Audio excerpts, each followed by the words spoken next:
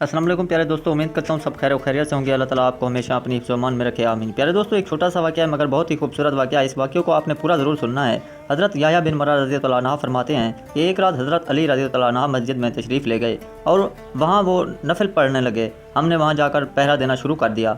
जब हज़रत अली रज़ियल्लाहु अन्हु नमाज से फ़ारिग हो गए तो वो हमारे पास तशरीफ़ लाए और फरमाया, तुम लोग यहाँ क्यों बैठे हो? हमने कहा, हम आपका पहरा दे रहे हैं। उन्होंने फरमाया, आसमान वालों से पहरा दे रहे हो या ज़मीन वालों से? हमने कहा, ज़मीन वालों से।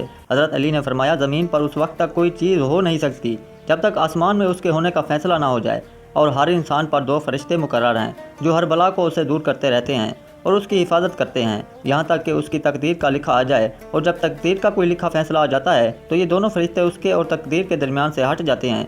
और अल्लाह ताला की तरफ से ये मेरी हिफाजत का बहुत बड़ा मजबूत इंतज़ाम है। जब मेरी मौत का वक्त आ जाएगा तो मेरा इंतज़ाम मुझसे हट जाएगा और आदमी को ईमान की हलावत उस वक्त तक नहीं मिल सकती जब तक उसको यकीन ना हो जाए कि वो कुछ अच्छा या बुरा उसे पहुंचा है। वो उससे ख़ता करने वाला नहीं था और जो उससे ख़ता कर गया वो उससे पहुंचने वाला नहीं था। हज़रत कतैदा रज़ियल्लाहु अन्हु फरमाते हैं, जब हज़रत अली की ज़िंदगी की आखिरी रात आई तो उन्हें करार नहीं था, कभी अंदर जाते कभी बाहर। घर वालों को ख़तरा महसूस हुआ कि उनके साथ कुछ हो ना जाए, तो उन्होंने आपस में चुपके से मशवरा करके ये तय किया कि हज़रत अली को बाहर नहीं जाना चाहिए, और उन्होंने ये बात उनकी खिदमत में खुदा का वास्ता देकर अर्ज़ की।